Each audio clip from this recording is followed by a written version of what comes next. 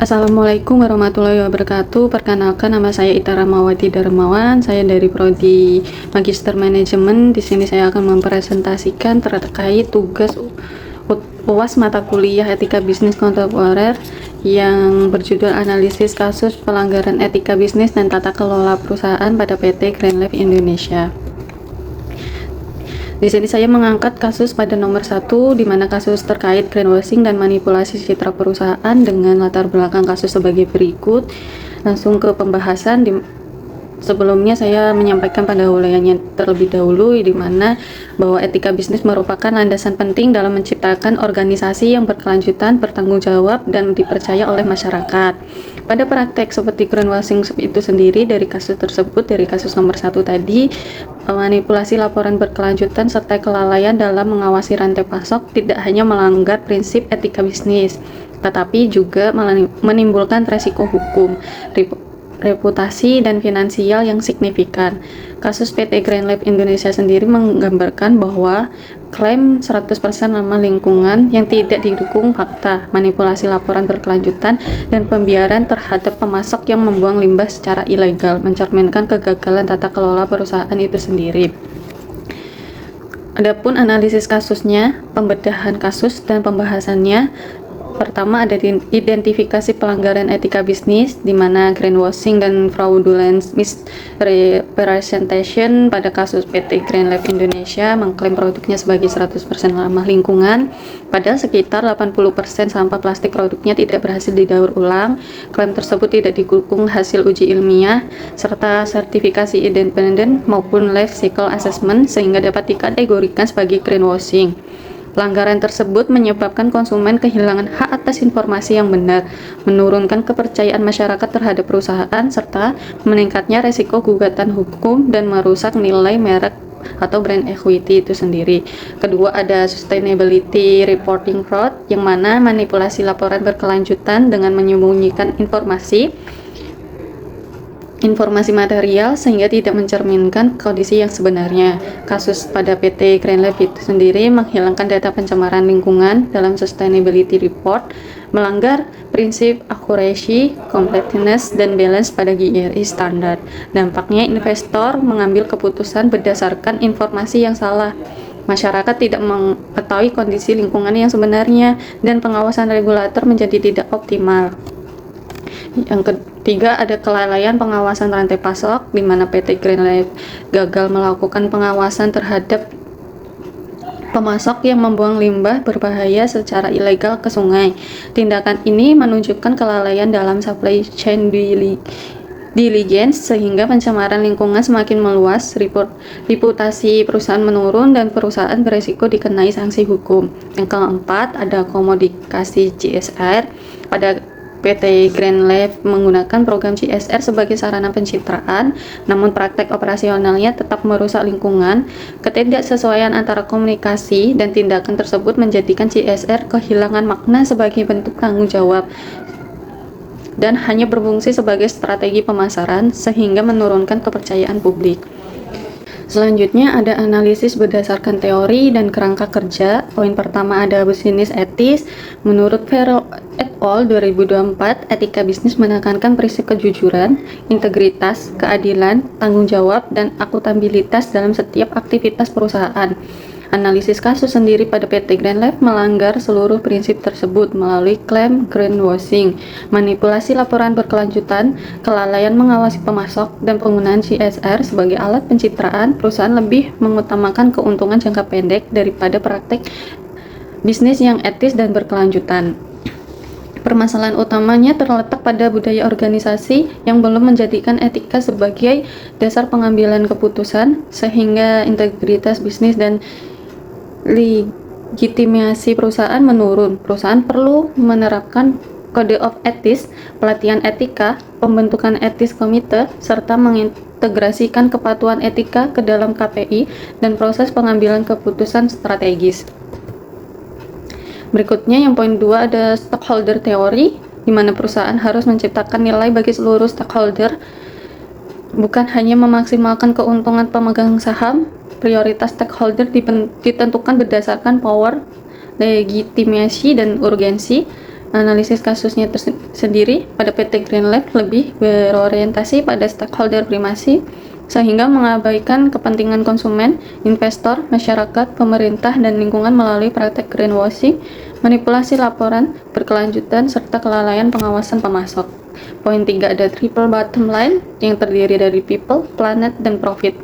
Keberhasilan perusahaan diukur dari keseimbangan 3 aspek tersebut.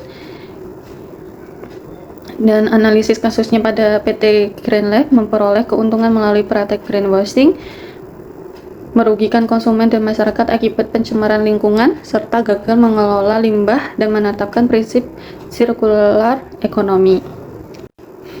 Berikutnya poin keempat ada environmental, social, governance, yang mana PT Greenlab gagal menerapkan prinsip ESG tersebut secara menyeluruh. Dan pada aspek environmental sendiri, perusahaan gagal mengelola limbah dan mengawasi pencemaran. Pada aspek sosialnya, perusahaan merugikan konsumen dan masyarakat sehingga kehilangan kepercayaan publik. Pada aspek governance-nya, lemahnya pengawasan dan tata kelola memungkinkan terjadinya manipulasi informasi. Kondisi ini menunjukkan bahwa keberlanjutan belum terintegrasi dalam strategi perusahaan. Oleh karena itu, perusahaan perlu mengintegrasikan ESG ke dalam strategi bisnis melalui target keberlanjutan yang terukur, audit ESG independen, pelaporan berbasis ISSB, IFRS, S1 dan S2, serta pembentukan Sustainability Committee. Selanjutnya poin kelima ada good corporate governance, yang mana prinsip itu meliputi transparansi, accountability, responsibility, dependency, and fairness untuk mewujudkan tata kelola perusahaan yang baik. Analisis kasusnya pada PT Greenlab melanggar seluruh prinsip tersebut melalui manipulasi informasi, lemahnya pengawasan manajemen, pengabaian tanggung jawab lingkungan, tidak adanya audit independen, serta perlakuan yang tidak adil terhadap stakeholder. Akibatnya, pelanggaran menurunkan kepercayaan stakeholder dan memungkinkan praktek greenwashing terjadi tanpa pengendalian yang memadai. Selanjutnya ada pemetaan stakeholder, di mana terdiri dari beberapa kelompok stakeholder dan dampak yang dialaminya itu sendiri, di mana pemegang saham, penurunan nilai saham dan hilangnya kepercayaan investor, direksi, resiko pidana, sanksi administratif dan kehilangan jabatan, karyawan, penurunan moral, ketidakpastian pekerjaan dan stigma negatif, konsumen, kerugian ekonomi dan hilangnya kepercayaan terhadap produk, investor ESG, resiko reputasi dan kerugian investasi, pemerintah atau regulator, meningkatnya biaya pengawasan dan penegakan hukum, masyarakat, pencemaran lingkungan dan gangguan kesehatan lingkungan, ada kerusakan ekosistem, pencemaran air, dan peningkatan mikroplastik. Berikutnya ada analisis resiko bisnis. Yang pertama ada resiko finansial, dua ada resiko hukum, ketiga ada resiko reputasi, dan keempat ada resiko operasional. Selanjutnya ada strategi pemulihan reputasi yang terdiri dari 3 tahapan. Tahap pertama dari 0 sampai 30 hari, di mana perusahaan berkewajiban menyampaikan permintaan maaf pada publik, menghentikan klaim greenwashing, menarik materi promosi yang menyesatkan, dan membentuk tim investigasi independen. Tahap kedua dari 30 hari sampai 90 hari, mengakhiri kerjasama dengan pemasok yang melanggar, melakukan pemulihan lingkungan dan kompensasi kepada masyarakat, serta mengevaluasi pengelolaan limbah dan rantai pasok. Tahap 3 dari 90 hari sampai 180 hari, melaksanakan audit, mempublikasikan hasil audit, menetapkan target ESG yang terukur, dan meningkatkan kepatuhan melalui sertifikasi ISO 14001. Berikutnya ada rekomendasi tata kelola bisnis beretika, membangun budaya ethical leadership melalui komitmen pemimpin terhadap integritas, membentuk komite keberlanjutan dan etika di bawah Dewan Komisaris, mengimplementasikan enterprise risk management yang memasukkan risiko ESG, melaksanakan audit ESG dan audit keberlanjutan secara berkala oleh pihak independen, mengadopsi GRI standar ISSB, IFRS, S1 dan S2 dan ISO 14001 dalam pelaporan keberlanjutan, menerapkan whistleblowing system yang menjamin perlindungan pelapor, melakukan supplier sustainability assessment dan audit berkala terhadap seluruh pemasok, Menerapkan prinsip sirkular ekonomi dengan meningkatkan penggunaan bahan daur ulang dan program Extended Producer Responsibility, menyusun kode etik perusahaan yang mengatur larangan greenwashing, manipulasi laporan, serta konflik kepentingan, dan menetapkan indikator Key Performance Indicator atau KPI ESG sebagai bagian dari penilaian kinerja manajemen. Terakhir, ada kesimpulan dari keseluruhan kasus PT Greenleaf Indonesia. Dari analisis kasusnya, PT Greenleaf Indonesia menunjukkan bahwa kegagalan perusahaan bukan semata-mata disebabkan oleh kesalahan operasional, tetapi oleh lemahnya integritas, etika yang berkelanjutan, dan tata kelola dalam strategi bisnis.